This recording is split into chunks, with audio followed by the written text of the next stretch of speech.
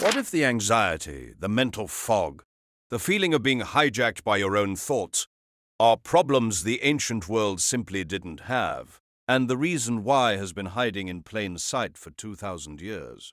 Across 5 continents and 4,000 years of recorded history, from the Roman Empire to the Himalayan ashrams of ancient India, from the Buddhist monasteries of Japan to the philosophical schools of ancient China, 7 habits kept turning up in different languages, in different traditions, with different names, all producing the same result: human beings who controlled their minds instead of being controlled by them.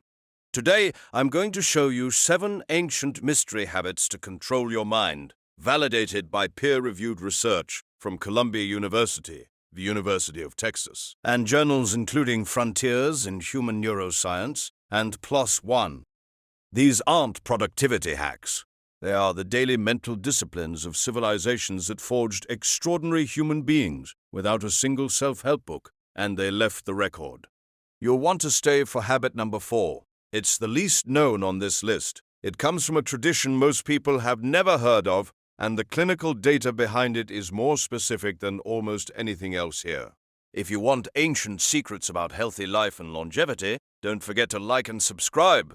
Let's get into it. Habit 1. Premeditatio Malorum, the Stoic practice of imagining the worst. Ancient Rome, 300 BCE. Zeno of Citium, Seneca, Marcus Aurelius. Picture Rome at the height of its power. Seneca, philosopher, statesman, the most widely read mind in the ancient world, sits before the day begins and does something that would strike most people as strange. He is not reviewing his correspondence. He is not preparing arguments.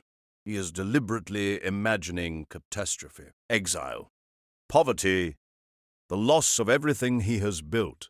Not because he is pessimistic, but because he is using a mental technology his civilization had refined for 300 years. The Stoics called it Premeditatio Malorum, the premeditation of evils. The practice was simple in structure and radical in implication.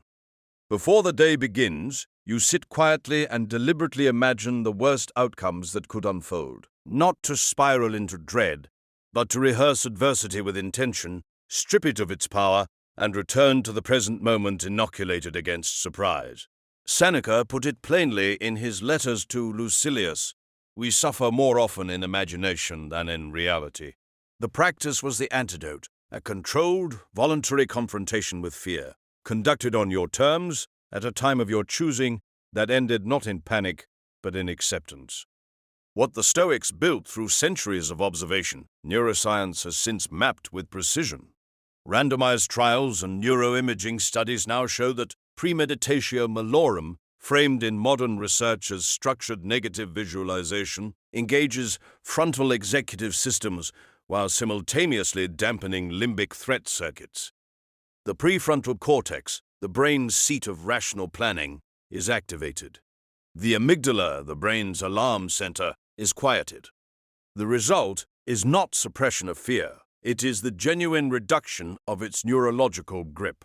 And critically, psychological research confirms that people who can accept unpleasant thoughts without being overwhelmed by them demonstrate significantly greater resilience than those who rely on distraction, avoidance, or forced positive thinking.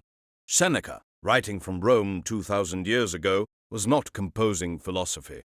He was documenting a training protocol for the mind that his civilization had refined across 3 centuries of careful practice. The research arrived millennia later.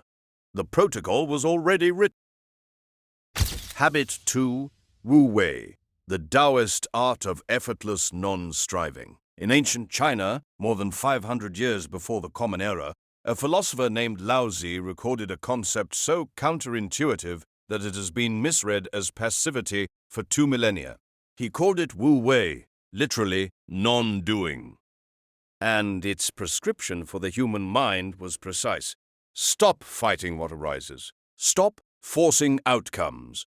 Act in alignment with the natural flow of a situation instead of straining against it.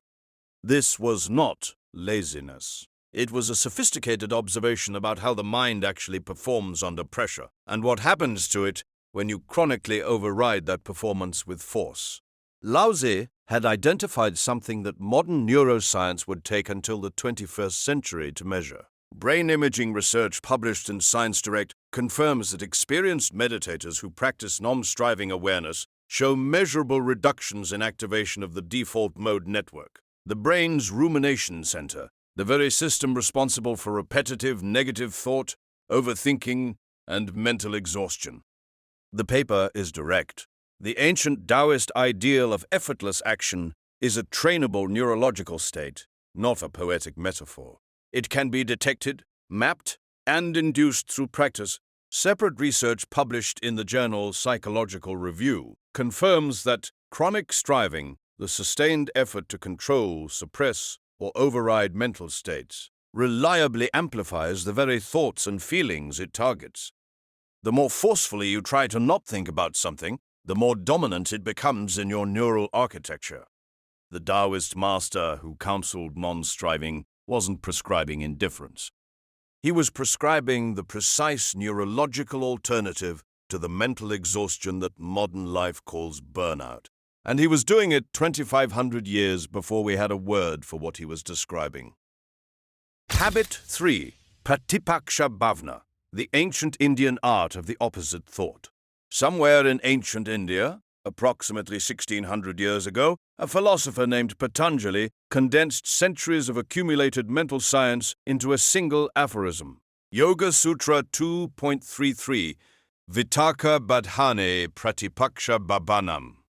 When disturbed by negative thoughts, cultivate the opposite. Not suppress, not distract, not argue. Replace, deliberately, systematically, and at the moment of disturbance. The practice of Pratipaksha Bhavana was built on a precise observation. Negative mental states do not dissolve through force or avoidance. They dissolve when the mind is actively redirected toward their genuine counterpart, not a superficial affirmation, but the authentic opposite state, held with intentional attention. The field of cognitive neuroscience has since given this ancient aphorism a clinical name and a measurable mechanism. Kevin Oxner, who leads emotion regulation research at Columbia University, states it plainly. Our emotional responses flow out of our appraisals of the world, and if we shift those appraisals, we shift our emotional responses. The practice he studies, cognitive reappraisal, is structurally identical to Pratipaksha Bhavana. The fMRI data from multiple systematic reviews is unambiguous. When subjects engage in deliberate opposite thought substitution, they recruit the dorsomedial prefrontal cortex, bilateral dorsolateral prefrontal cortex, and ventrolateral prefrontal cortex, the brain's entire executive control network. Emotional arousal drops. Rational clarity increases. The effect is not philosophical. It is neurological, reproducible, and measurable in real time. Patanjali encoded a clinical intervention into 16 Sanskrit words. Columbia University's neuroimaging lab spent decades building the instruments to explain why it works. Habit 4. Naikan, the Japanese practice of the 3 questions. This one is the least known on this list, and it may be the most quietly powerful.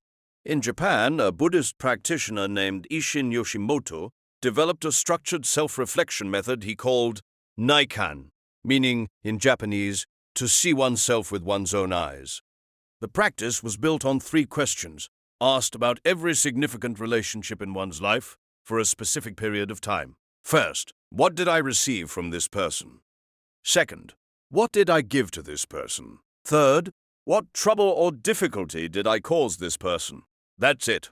3 questions. But the sequence is precise, and the sequence is everything. Most human beings, when they reflect on a difficult relationship, begin, and often end, with the 3rd question phrased in reverse. What did this person do to me? Naikan reverses the entire frame. By beginning with what was received and requiring honest accounting of what difficulty was caused, it systematically dismantles the cognitive distortion that generates most chronic interpersonal suffering. The illusion of the self as purely victim. The clinical research is specific and peer-reviewed. A published study on intensive Naikan therapy for generalized anxiety disorder and panic disorder found that all patients showed measurably improved global functioning, with average global assessment of functioning scores rising from 51 before therapy to 83.2 after, with 17 patients showing what researchers classified as extremely effective results. A separate controlled study of 92 male offenders randomly assigned to Naikan therapy demonstrated significantly higher perceived social support and measurably lower externalized blame after treatment, published in PLOS ONE. And recent psychobiological research published in PMC has begun mapping the hormonal correlates, including changes in oxytocin and cortisol, that accompany the practice. Isshin Yoshimoto developed this method in the 1940s from a centuries-old Buddhist contemplative framework. The clinical trials confirmed it. The ancient tradition built it. Both arrived at the same three questions. Habit 5. Voluntary hardship. The Stoic and Spartan practice of deliberate discomfort. The Spartan agoge was one of the most systematic mental conditioning programs in the ancient world. Children were trained not merely to endure discomfort, but to seek it deliberately. Cold exposure, reduced food, rough sleeping, sustained physical challenge. Not as punishment, as prescription. The Stoics of Rome ran the same protocol in civilian life. Seneca wrote explicit instructions for periodic voluntary deprivation, deliberate fasting, deliberate cold, deliberate discomfort, as a practice not for the body but for the mind. Their shared insight was precise. A mind that has voluntarily experienced difficulty is a fundamentally different instrument than one that has not. It responds to involuntary adversity with recognition rather than shock, with calibration rather than panic. Modern behavioral psychology has since formalized this exact mechanism under the name stress inoculation. A peer-reviewed 2016 review published in Neural Plasticity from Nanyang Technological University confirmed that exposure to mild, controllable stress promotes measurable resilience to subsequent stressful episodes. The mechanism is neurological. Controlled prior exposure trains the brain's threat response circuitry to modulate rather than escalate, building what researchers describe as a generalized resistance to emotional disturbance. The review is explicit. This effect is strongest when the prior stress is mild in magnitude and within the individual's control, which is an exact clinical description of what the Stoics were prescribing 2,300 years earlier. The Spartan mother who placed her child in cold water every morning understood the outcome. The neuroscience lab at NTU mapped the mechanism. The prescription was identical. Habit 6. Incubation sleep, the temple sleep of ancient Egypt and Greece. 4,000 years ago, the ancient Egyptians built sanctuaries inside their temples. Patients traveled long distances to reach them, enduring purification rituals, fasting, ritual bathing, and then slept in designated sacred chambers. They called the practice incubation. The expectation was that sleep, entered in a prepared and purified state within a sacred environment, would deliver insight, healing, or guidance that the waking mind could not access. The Greeks adopted and refined the practice at sanctuaries dedicated to Asclepius, the god of medicine. A well-documented inscription from Epidaurus describes the case of a Roman-era patient who received a multi-day therapeutic regimen, including dietary instruction, walking, bathing, and topical treatments, alongside the incubation sleep itself. Scholars note that this regimen closely resembles what we would today call integrative medicine. The overlap was not accidental. What none of these ancient practitioners could articulate was the neuroscience of what they were inducing. Modern sleep research has since confirmed that REM sleep, the dream-rich phase that incubation practices were specifically designed to deepen, is the brain's primary mechanism for emotional memory consolidation, creative problem-solving, and psychological integration. Preparing the mind and body before sleep through ritual fasting, bathing, and focused intention is now understood to influence sleep architecture, specifically the depth and quality of the restorative phases where emotional processing occurs. The ancient instinct to treat the pre-sleep period as a distinct, preparable state was not superstition. It was accurate applied psychology, arrived at through thousands of years of empirical observation in the complete absence of polysomnography. The Egyptian physician who built a sanctuary inside a temple for healing sleep was prescribing a directed therapeutic use of the brain's most powerful restorative system. Modern sleep science simply arrived, eventually, at the same conclusion. Habit 7. The Evening Review, Marcus Aurelius, and the Nightly Self-Audit. Here is the habit the ancient world practiced every single day, and that modern civilization largely abandoned, and the consequences of that abandonment have been well documented by neuroscience for decades. Marcus Aurelius ran an empire from a military tent on the Danube frontier. And every evening, without exception, he wrote. Not correspondence, not military orders. Personal examination. What did I do well today? Where did I fall short? What should I have done differently? His private journal, The Meditations, is not a philosophy text. It is the nightly output of a systematic self-audit practiced over 18 years. The Pythagoreans codified the same practice 500 years earlier. Pythagorean members were required each evening to ask themselves 3 questions in sequence. Where have I gone wrong today? What have I accomplished? What duty has gone unfulfilled? The structure is identical to what Marcus was doing in Rome 6 centuries later, on a different continent, in a different language, from a completely independent tradition. The convergence is not coincidence. It is the signature of something that works. The neuroscience is now specific about why.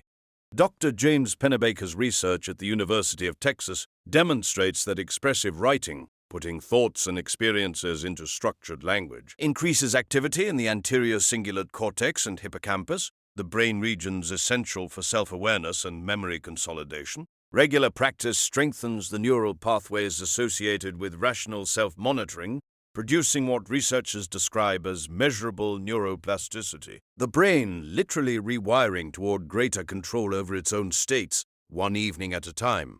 Separate research on affect labeling, the process of translating emotional experience into words, confirms reduced emotional distress and quantifiable improvements in emotional regulation that persist well beyond the writing session itself.